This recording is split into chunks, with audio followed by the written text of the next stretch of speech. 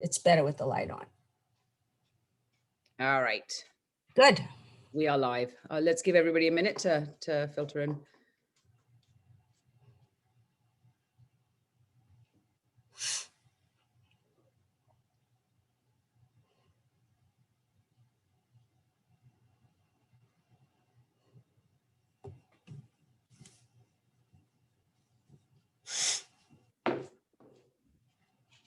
Good morning, everybody who's just joining. Just give us a minute. It's just a little bit shy of 10. So we're just going to give a few people time to filter in. So just bear with us, okay?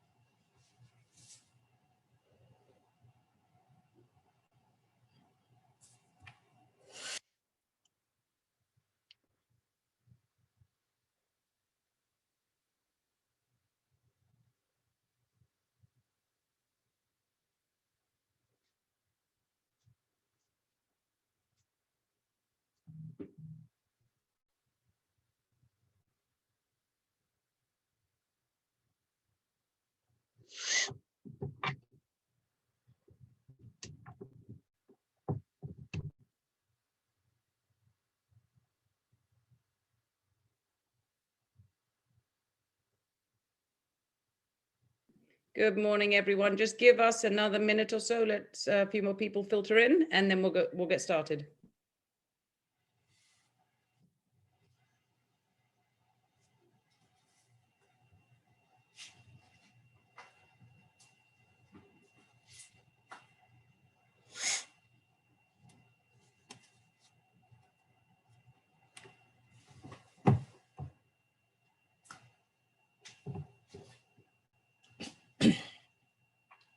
All right, it's 10:02, so I will, I'm going to get going.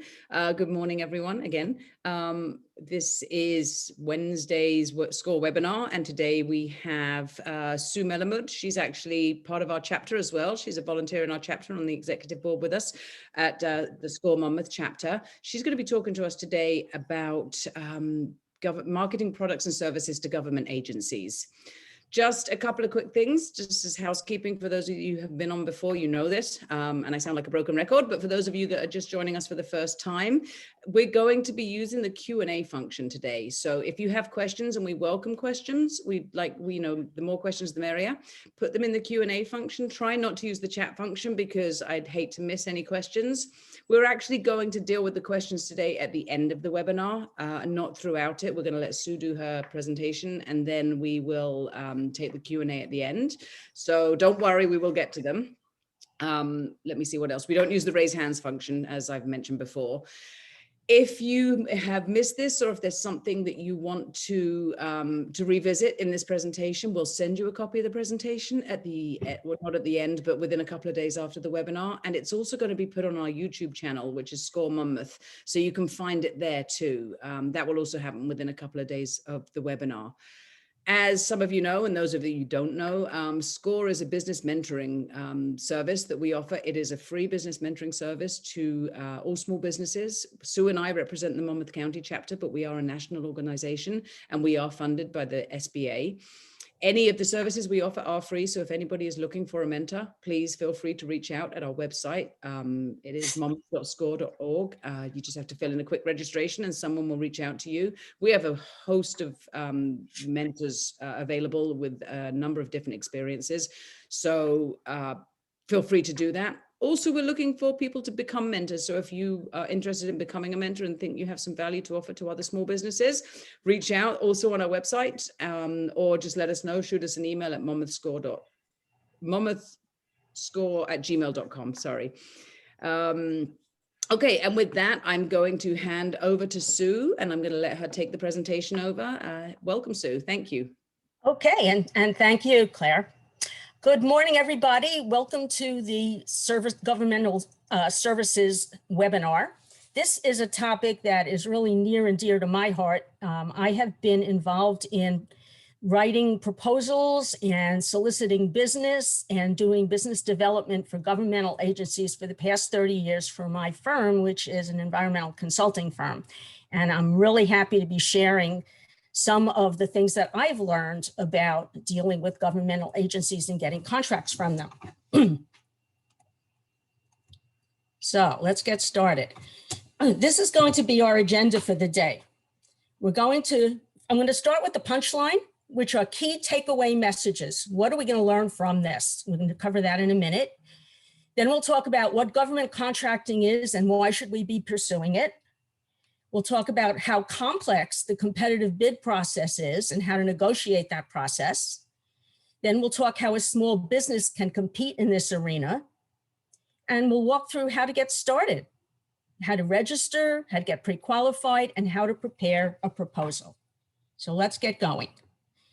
Key takeaway messages. This is, if you learn nothing else from this seminar, this is what I'd like you to walk away with. Dealing with government agencies and getting contracts from them is not something that you can do from day one of your business. Most governmental agencies will require you to have at least 1 year of proven experience in order for you to bid alone as the sole bidder on a contract. But that doesn't mean that you have to wait a year to do anything. You can really use that year productively.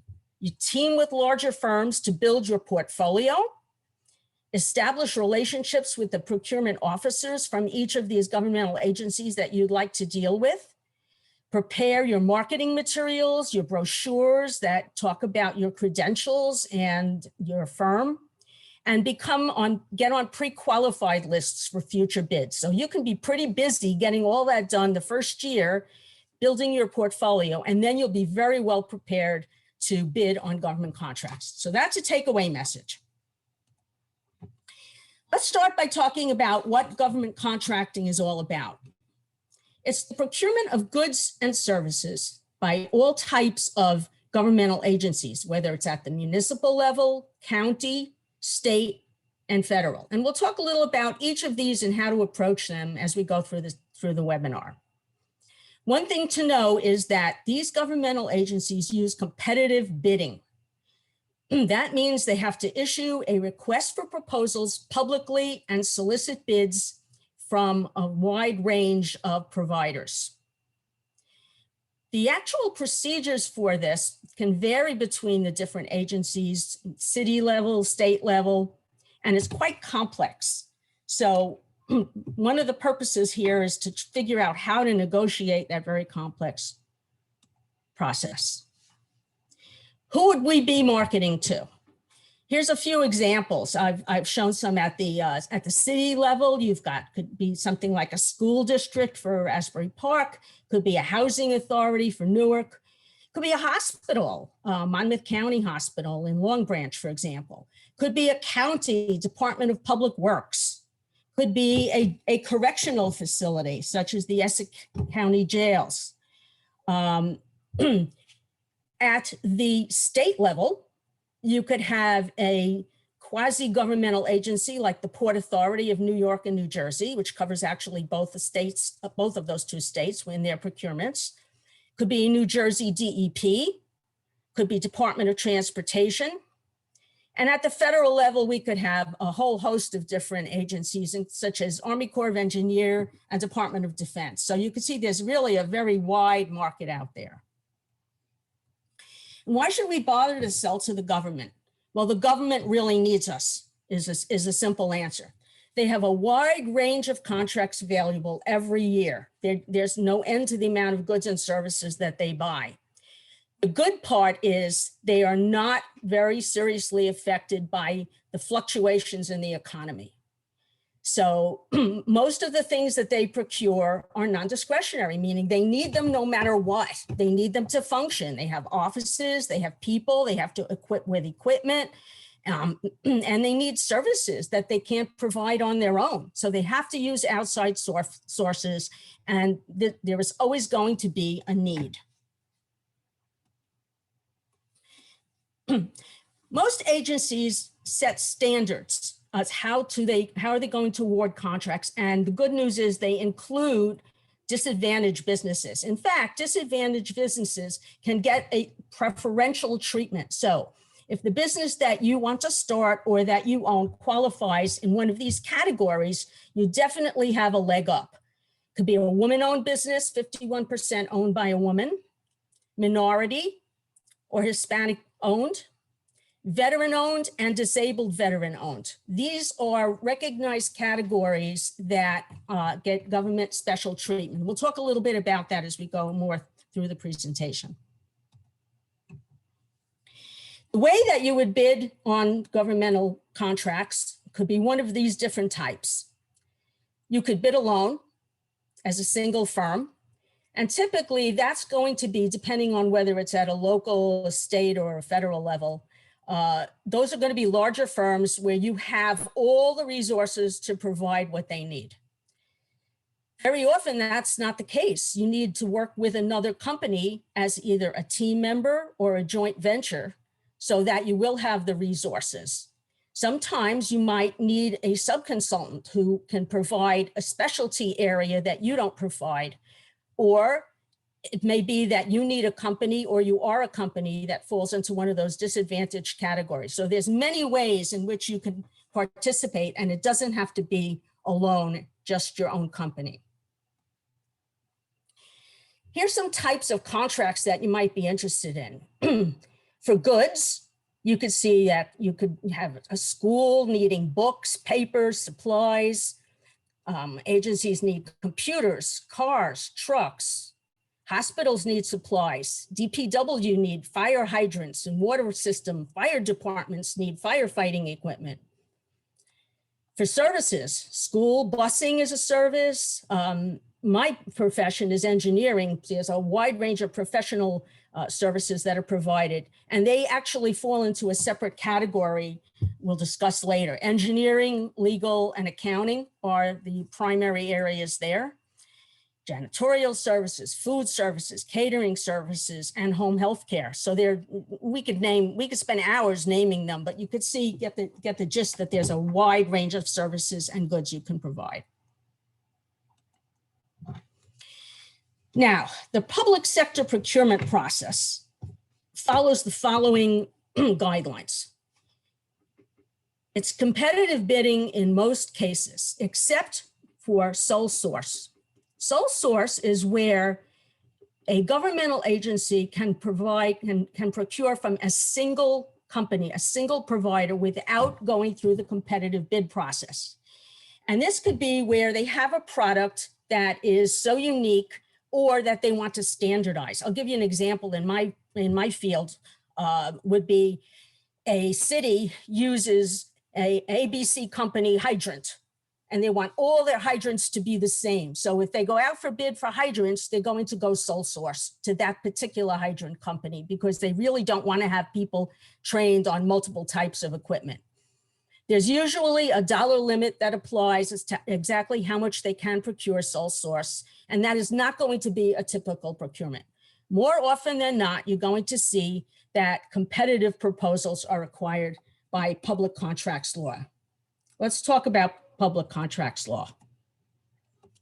So the law was promulgated as a state statute, 40A, and then it gets enacted under the New Jersey Administrative Code, 1712.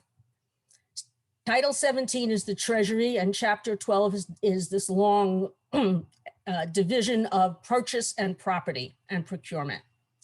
And I'm going to go over with you what some of the requirements are of NJC 1712.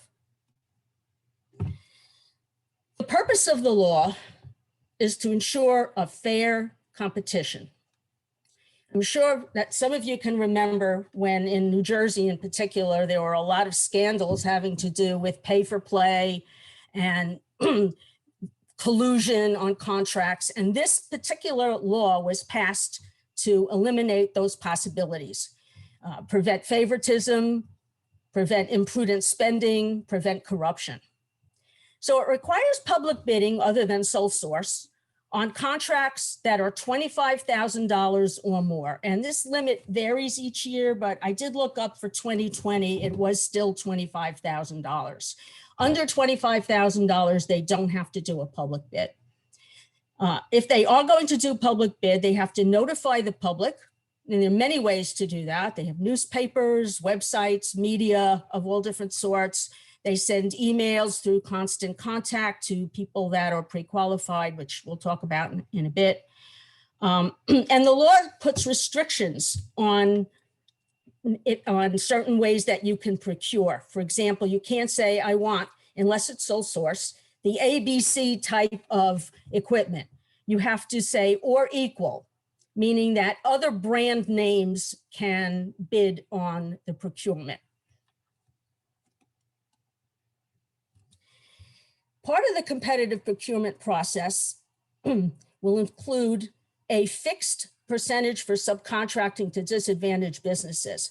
Some of the, for example, in the state, they require about 25% of all their contracts to be set aside to these disadvantaged businesses. So you could see that if you have one of those types of businesses, that's definitely an advantage. There's also some financial requirements if you want to bid on these contracts. Some of them require a bid bond, which means you have to put down a certain amount of insurance money that in order to pick up the bid and bid on it. Others require a surety, which is if you do get the contract, you will complete the contract. Some companies could walk away in the middle of a contract if they find that they're not earning the money they thought they would, or if they find they're losing money, and public agencies have to ensure that their contracts will be completed. So you might have to purchase surety insurance.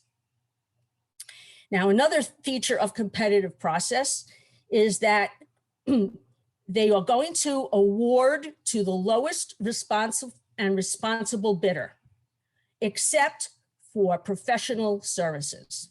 Think about it this way. Would you want to pick a doctor who gave you the lowest cost, or would you want a doctor that was the most qualified? So there's a separate process for professional services, and otherwise everything goes to the lowest responsible bidder. And we'll talk about what that means in a minute or two. So the way that an agency does its competitive bidding is as follows. They start by soliciting firms to propose. They notify firms that are pre-qualified.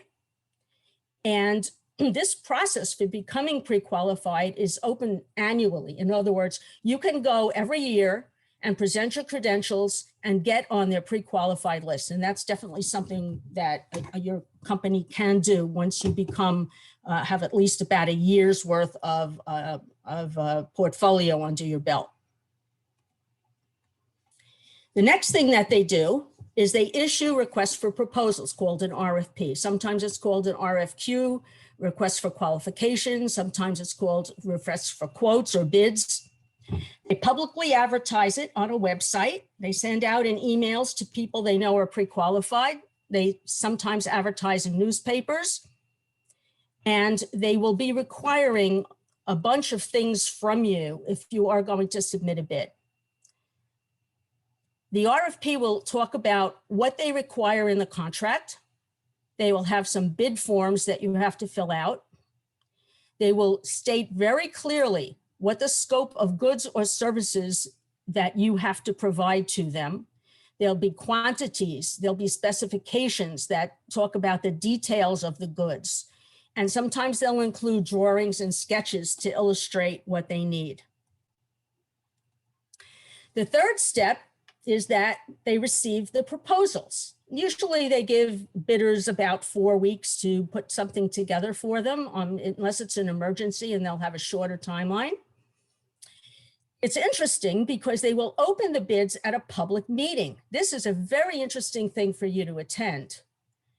Even if you don't put in a bid, you can find out what your competitors have bid, and you can see where you would stand or where you did stand as far as the cost was concerned. They will prepare a tabulation. They'll score the different proposals. They'll check your references, which they will ask you to put into your bid package, and they'll check your financial resources to make sure that you can do the job.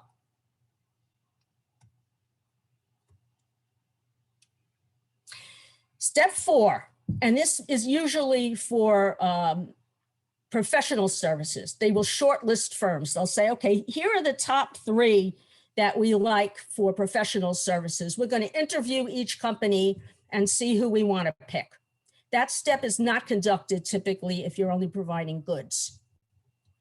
And then the last but not least is they will award the contract to the lowest responsive and responsible bidder. That's a term we saw on several slides ago. Responsive means that you have included every single item that they requested in the RFP. If you forget anything and you cannot have a chance to put it in later, they will disqualify your bid. Responsible is different. Responsible means that you have demonstrated successful past performance. They will call your references and make sure that that's true. And they'll also review your financial stability, and they will ask for several different types of financial documents to be part of your bid. So that is how they will select it. It's not just the lowest bidder, but the lowest responsive and responsible bidder. Here's what you will have to put into a proposal. One thing to remember is that a proposal is a contract. It has to contain the scope, cost, and schedule. It's a legal document. So in it, you will put a summary of your company, a discussion in detail of what you're going to be providing, whether it's goods or services, and quantify it. You will discuss your schedule and the methods in which you will deliver the goods or the services. Of course, the price, which is usually on a form, a bid form that the governmental agency puts in the RFP, and any bond and surety checks that they require. So how should we go about getting a government contract as a new small business? Takeaway message: going it alone is not really good for startups and new businesses. As we talked about earlier, you need to establish a credible history of completed work. 1 year is the minimum. You'll actually see where some procurements may ask for as much as 5 years of experience doing a particular type of service or it being in a particular type of business. So, but 1 year is really the minimum. You should also establish bond and surety company relationships, because you may have to put those types of insurances in with your bid. And it's good to establish a relationship with a company that provides it, knows you, trusts you, and you can get that insurance when you need it. Another thing to do is to monitor the newspapers, media, all types of online services, and see what's going on, who's advertising, so that you can find out what you might want to bid on and what you might want to team with someone on. Every single agency that we talked about earlier has a website that has on it a procurement link. And you can click on that link and see what's up for bid now and what are they going to be bidding on for the rest of the year. Some websites will have more information than others, but you can actually get a good picture of the types of goods and services that they need and whether there's anything that they're asking for right now. Another thing you can do is to contact these agencies and get pre-qualified. This is very important. Forming these networks and relationships and meeting the procurement officers is really one of the best ways to get your name on their list. This way, when they have an RFP, they will actually call you, contact you by email, and get that RFP to you first, and you will be able to be on a preferred list. As I mentioned before, it's really very effective to join a team. Rarely can a company meet all of the requirements of an RFP on their own. Very often you will need another company to help you supplement it or provide some type of specialty that is required by the RFP. It reduces your financial burden. It reduces your need for a long track record. So the best thing to do is to find some partners that you could pursue contracts with and serve as a subcontractor. And that would be the best thing to do within this first year of waiting to develop your portfolio. You should also notify these teaming partners and also of the government agencies of your status if you have the MBE, WBE, or veteran-owned business, minority, or disadvantaged business status. Let's talk about what to do at each level to get into this business. Most important, register your business with the Department of Consumer Affairs. I'm providing the link there. If you get a copy of the presentation, it'll have all the links in it for you. Get certified as a minority woman or veteran-owned business. The government keeps these lists online. So let's say a large company is bidding on a job and there's a 5% set aside for a women-owned business and a 9% set aside for a veteran-owned business. They will see you, they will contact these lists, they will see you on it, and they will contact you to join their team. Another thing that you could be doing proactively is to visit town halls, city halls, get to know the local government people, and start getting yourself pre-qualified with them. Find out what types of RFPs are they going to be issuing this year. You can meet with other agencies, the Departments of Public Works, a school board, a planning department, promote your business and get on their lists. And then always keep looking at the procurement websites and seeing what's coming up. That's what I would do at a municipal level. Let's go up the ladder. Oh, wait, before we do that, I just want to discuss the registration because that's something that's very important. There are several ways that you can register your business. Here's one of the links. It's under the DCA, New Jersey START. This is needed for state agencies, DOL, if you want to sell your services to the Public Works or to other types of agencies like that, and goods and services, and get your certifications. And as I mentioned, 25% of state contracts are set aside. All right, up the ladder one, county and state. Again, register your business, visit the procurement officers. Here, you need to present probably some more detailed information. You want to have brochures, you want to have maybe project sheets that describe your past work, your successes. You'll want to have some bank references to show your financial strength. And same thing as with local, review the websites, review the media, find the RFP announcements. Let's talk about the federal level. I work for a firm that has about 1,200 people in it. It's a very large firm. We really deal mostly with local, state, and county level services. We really try to avoid marketing ourselves to the federal government. Do have a few federal contracts. They're extremely difficult to get, and they're very complex. It's really not recommended to start at the federal level for a new business or a young business. Number one, you need a very extensive track record. Federal government is extremely picky as to how they choose the companies that they want to award contracts to. You need substantial resources, people, equipment, and money. Most contracts will want you to perform a service or provide goods at dozens of locations throughout the United States. A small business simply isn't going to be able to handle that. However, as you grow, or at some point where you do feel you are qualified, FedBizOps is really the site to look for. They have every single federal governmental agency listed, what opportunities they have, and what requirements they will have for you to submit a bid. So that is definitely something that you can do. Let's talk about professional services. And this is something that I have a yen for because of my position in the company. It's a special niche because these types of proposals are much more complicated than the ones for simply providing goods.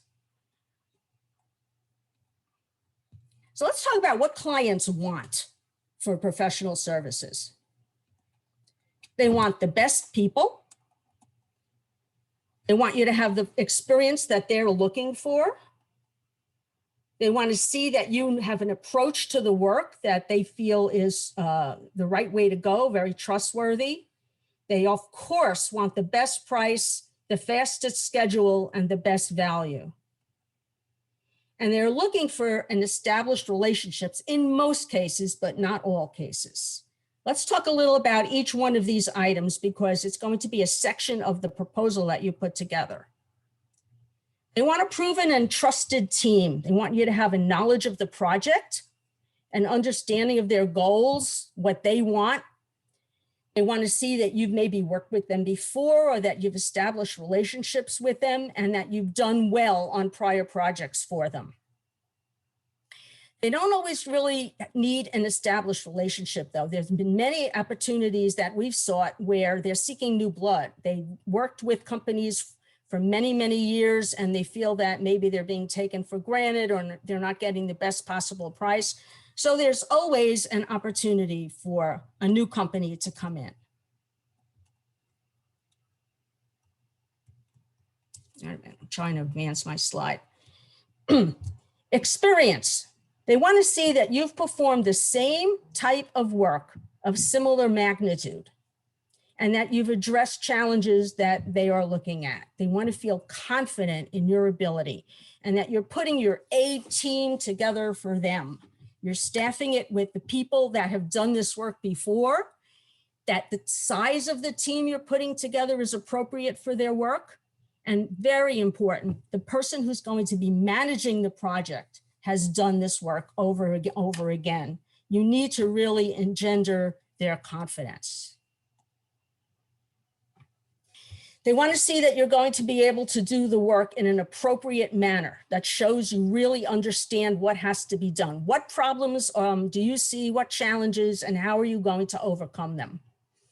And last, but certainly not least, they want to see that they're getting the right price. It's within a budget that they've put together. They want to see how many hours you're going to spend, and they want to see if those hours are reasonable. And they want to see that the hours will support the schedule for completion. Very often they have a regulatory deadline for completion and they need to make sure that you're going to be able to complete it by then. So when you're faced with whether or not you should be going after a certain job, you've got to ask yourself a bunch of very important questions. Who is this client? Are we familiar with them? Who's our competitors? Can we compete with them in this particular case? Do the right people, are they available or are they too busy? Do we have to put a B team together? Is that worth it? What's the fee? Is it worth our time? Very importantly, could this lead to significant follow-on work? Meaning, well, maybe we'll do this at cost, but we're going to get a much bigger portion of the work later and it'll pay for us to go after it. What's the timing? What's the selection process?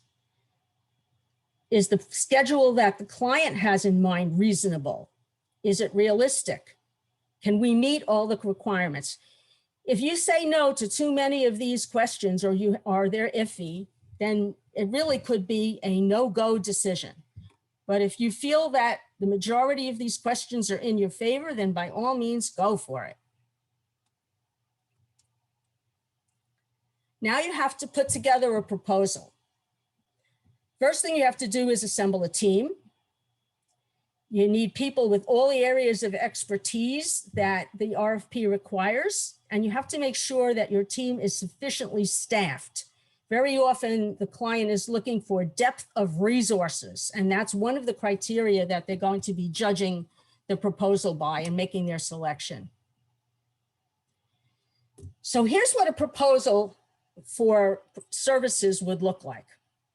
We'd start with a cover letter explaining, here's who we are, here's why you should select us. And you'll have a section on firm experience where you would have summaries of projects that you've done before that show that you can do this type of work. You'll have a personnel section that explains the people on your team and why they're the right people. Then you'll talk about the scope of services, what you understand the goals of the project are, how you're going to be going about it, what tools you're going to use, what tasks you're going to perform, what phases of work you're going to undertake. Next, you'll have a schedule for completion, and you can present this as a graph or a Gantt chart, a little discussion of how long each major task is going to take, discuss the critical path for completing the job. Labor hour projections, not always required, but a good thing to have to demonstrate that you really know what it takes to get this work done. And of course, price, terms, and conditions. So a proposal for services can be a document that's maybe 20 pages or more in length. It's not something that's just a simple letter. So let's summarize what we've gone through today. Pursuing governmental contracts can be a complicated process, particularly daunting for a small business. Often a startup or a business with less than a year of experience may not qualify for a lot of contracts. So we can be spending our time productively figuring out companies to team with, becoming established as a qualified bidder, registering as a disadvantaged business if that's applicable.